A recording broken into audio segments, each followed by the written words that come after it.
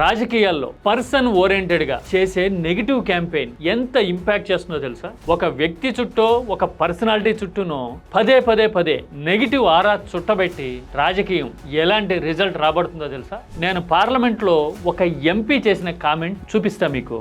ఆ తర్వాత ఇలాంటి ఎలిగేషన్స్ వెనుకుండే ఫార్ములా ఏంటో, ఆ క్యాంపెయిన్ మోడల్ ఏంటో డిస్కస్ చేద్దాం. एकदम जैसे टपोरी की तरह वो आते हैं. చూశారు కదా, టపోరీ అనే పదం వాడారు బీజేపీ ఎంపీ కంగనా రనౌత్. టపోరీ అని ఎవరినన్నారు? అపోజిషన్ లీడర్ రాహుల్ గాంధీని. టపోరీ అంటే గాలి తిరిగేవాడు అని అర్థం వాడుక భాషలో చెప్పాలంటే. ఒక అపోజిషన్ లీడర్ మీద పార్లమెంట్ ఆవరణలో ఆమె ఈ మాట అన్నారు. రాహుల్ గాంధీ వ్యవహరించే తీరు అలా ఉంటుందని చెప్తున్నారు. ఎందుకని ఇలాగా పదే ఒక వ్యక్తి మీద ఇలాంటి ఎలిగేషన్స్ ఎందుకు చేయాలనుకుంటారు? బీజేపీకి అపోజిషన్ కూటమి వైపు నుంచి వచ్చిన సమాధానం కూడా నేను చూపించబోతున్నా. ఇలాంటి క్యాంపెయిన్ అసలు ఏమంటారో, ఒక వ్యక్తి టార్గెటెడ్ గా చేసే ప్రచారం ఎలాంటి రిజల్ట్ ఇస్తుందో మాట్లాడదాం. అన్ని చోట్ల ఉంటుందా? జాతీయ రాజకీయాల్లో మాత్రమేనా?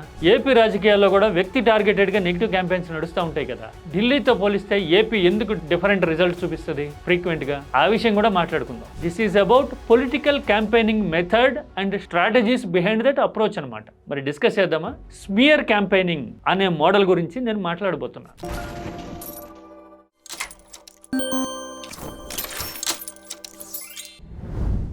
కేంద్రంలో బీజేపీని, మోడీ నాయకత్వాన్ని ఫేస్ చేయడానికి రాహుల్ గాంధీ ఒకటి కాదు, రెండు కాదు, పుష్కర కాలంగా స్ట్రగుల్ అవుతూ ఉన్నారు కదా. అసలు కాంగ్రెస్ హిస్టరీలోనే రాహుల్ జమానా వీకెస్ట్ టెన్యూర్ అని మాట్లాడుతూ ఉన్నారు కదా. ఇలాంటి పరిస్థితి ఎందుకు వచ్చింది?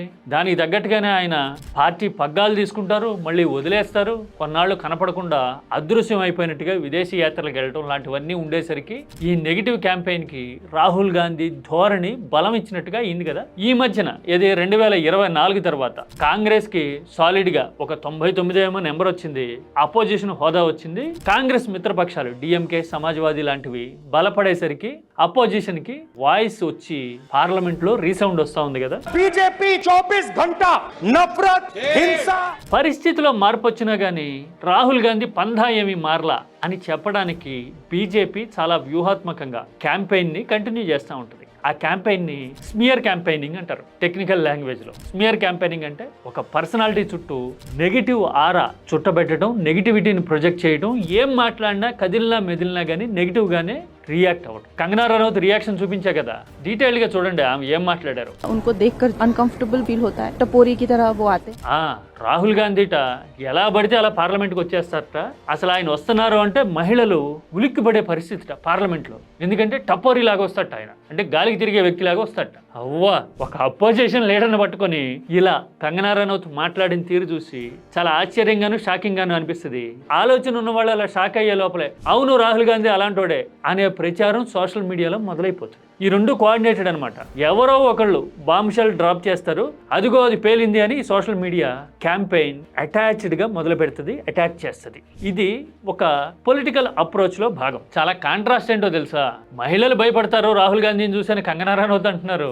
అపోజిషన్ లో ఉన్న మహిళా ఎంపీలు ప్రధాని కూర్చునే స్థానాన్ని చుట్టుముట్టారు, ఆయన మీద అటాక్ జరుగుతుందేమో అని భయపడ్డాం అనే వ్యూహాన్ని బీజేపీకి అనుకూలంగా ఉండే మీడియా కొద్ది వారాల కిందటే తీసుకురావడం చూసాం కదా. చూడండి మహిళల చుట్టూ ఎలాంటి రాజకీయ వ్యూహాలు తెర మీదకి వస్తాయా. అప్పుడేమో అపోజిషన్ లో ఉన్న మహిళల వల్ల ప్రధానికి ముప్పు ఉందన్నారు, ఇప్పుడేమో అపోజిషన్ లీడర్ వల్ల అధికార కూటమి మహిళలకి ఇబ్బందులు ఉన్నాయని చెప్తున్నారు. చూడండి ఎటొచ్చి నెగిటివిటీ వీళ్ళకేట. ఇలా ఎందుకు జరుగుతుంది?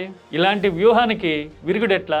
అపోజిషన్ కూటమి వైపు నుంచి ప్రియాంక చతుర్వేది ఎంపీ బ్రహ్మాండమైన కౌంటర్ కంగనా రనౌత్కి ఇచ్చారు కదా. చూశారు కదా ఆమె ఏమన్నారు? ఆమె చాలా కాలం కాంగ్రెస్ లో ఉన్నారు, ఇప్పుడు శివసేన ఎంపీగా ఉన్నారు. ప్రియాంక చతుర్వేది జర్నలిస్ట్ కూడా. మహిళా నాయకత్వం ఉన్న పార్టీ కాంగ్రెస్, సోనియా గాంధీ. మహిళ ప్రముఖ పాత్ర పోషిస్తున్న పార్టీ కాంగ్రెస్, ప్రియాంక గాంధీ. మహిళ దేశాన్ని సమర్థంగా నడిపించిన చరిత్ర ఉన్న పార్టీ ఇందిరా హయాం గురించి కాంగ్రెస్. మరి అలాంటి పార్టీ నుంచి వచ్చిన నాయకుడి గురించి ఇలా మాట్లాడతారా అని మాట్లాడడమే కాదు, పొలిటికల్ డిసగ్రీ కరియే, కడి సే కడి నిందా కరియే. అసలు ఇష్యూ గురించి రైస్ చేస్తున్న టాపిక్స్ గురించి కాకుండా ఇలా జెండర్ బేస్డ్ కామెంట్స్ లేకపోతే పర్సనాలిటీ బేస్డ్ గా నెగిటివిటీ గురించి ఎందుకు మాట్లాడతారు అని ప్రియాంక డీటెయిల్డ్ గా క్వశ్చన్ చేయటం అందులో కనపడుతుంది మనకి. ఇలా ఎందుకు చేస్తారు? పర్సన్ సెంట్రిక్గా ఎందుకు ఇది చేస్తారు? జోకర్ బాజీ అంటారే, అలా ఎందుకు ఇలాంటి ప్రచారాలు నడుపుతారు అంటే దాన్నే స్మియర్ క్యాంపెయినింగ్ అంటారు. అసలు విషయాన్ని, సబ్జెక్ట్ని, ఇష్యూస్ని మాట్లాడకుండా ఒక పర్సన్ మీదకి టాపిక్ని మళ్లించి రాజకీయాన్ని హైజాక్ చేసే ఎత్తుగడేది. ధరలు పెరిగితే మాట్లాడక్కర్లా, అన్ఎంప్లాయ్మెంట్ రేట్ ఎక్కువ ఉంటే మాట్లాడక్కర్లా, ఎకనామిక్ గ్రోత్ పడిపోతే మాట్లాడక్కర్లా, యుద్ధం ఇంపాక్ట్ ఎలా పడుతోంది మన మీద, మన రోల్ ఏంటి అనే విషయాన్ని చర్చగా రానివ్వక్కర్లా, జనం జీవితాల మీద నేరుగా ప్రభావం చూపించే ఏ విషయాన్ని ప్రస్తావించక్కర్లా, సమాధానం చెప్పక్కర్లా. ఓన్లీ ఇలాగా టపోరీ లాంటి కామెంట్లు చేశారనుకోండి, టపోరీ అంటారా అని వీళ్ళు రియాక్ట్ అయితే ఎందుకు అనకూడదు అని వాళ్ళు మాట్లాడతారు. This is called smear campaign. ఇలాంటి స్ట్రాటజీని బ్రేక్ చేయడానికి కాంగ్రెస్ స్ట్రగుల్ అవుతా ఉంది. ఇలాంటి ప్రచారాన్ని పదే పదే రాహుల్ గాంధీకి చుట్టబెట్టడంలో బీజేపీ ఆంతర్యానికి 2 కారణాలు.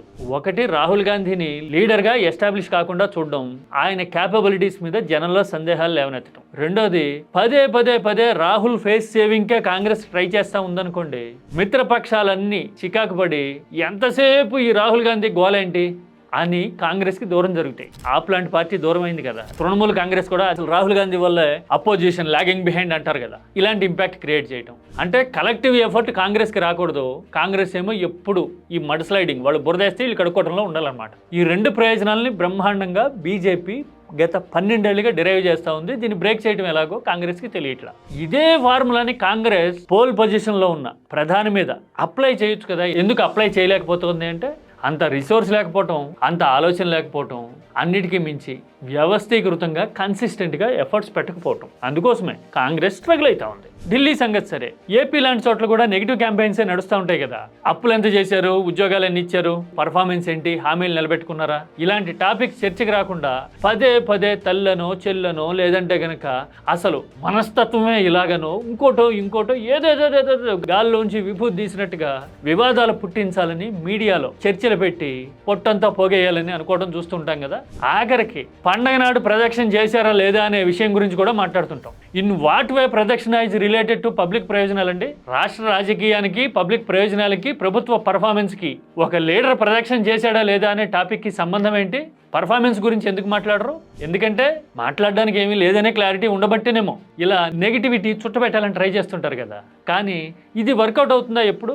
నేను మొదట్లోనే చెప్పా కదా, ఢిల్లీకి రాష్ట్ర స్థాయికి చాలా తేడా ఉంటుంది అని. ఇక్కడ పరిస్థితి వేరు, పార్టీల బలాబలాలు వేరు, అన్నిటికీ మించి జనం విచక్షణ చాలా క్లియర్ కట్గా ఉంటుంది. జాతీయ స్థాయిలో అయితే కాంగ్రెస్కి చాలా బలహీనతలు ఉండొచ్చు, చాలా కాంబినేషన్స్ మీద ఆధారపడి కాంగ్రెస్ నడుస్తూ ఉంటుంది. పొత్తులు, ఎత్తుగళ్ళు ఇవన్నీ కలిసి వస్తేనే కాంగ్రెస్కు ఉండే 22-23% నేషనల్ ఓట్ బ్యాంకు 30%కి టచ్ అవ్వగలుగుతుంది. కలిసి వచ్చినప్పుడే కాంబినేషన్ క్లిక్ అయ్యి సక్సెస్ అయ్యి పవర్ వస్తుంది చేతికి ఢిల్లీలో. అలా క్లిక్ అవ్వట్ల ఈ మధ్యకాలంలో, అందుకోసమే ఆగిపోయింది దూరంగా పవర్కి కదా. వేరాజ్ ఏపీలో జనం డెసిసివ్గా ఉంటారు, పార్టీ బలాబలాలు క్లియర్గా ఉంటాయి, ఇష్యూస్ మీదకి ఫోకస్ తీసుకొచ్చే యంత్రాంగం ఇక్కడ అపోజిషన్కి ఉండడం వల్ల ఎంత నెగిటివిటీ చుట్టబెట్టాలి అనుకున్నా కానీ రిజల్ట్స్ కూడా అంతంత మాత్రం అయ్యేసరికి ఇలాంటి అటెంప్ట్స్ పని చేయవు అని 5 ఏళ్లకు ఒకసారి ప్రూవ్ అవుతా ఉంది. 14 నుంచి 19 వరకు కూడా ఇలాంటి స్ట్రాటజీని అమలు చేశాం. కానీ 19లో జాతకాలు మారినాయి కదా. 24లో మళ్ళీ ఛాన్స్ వచ్చింది, మళ్ళీ సేమ్ ఓల్డ్ ఫార్ములా తీసాము.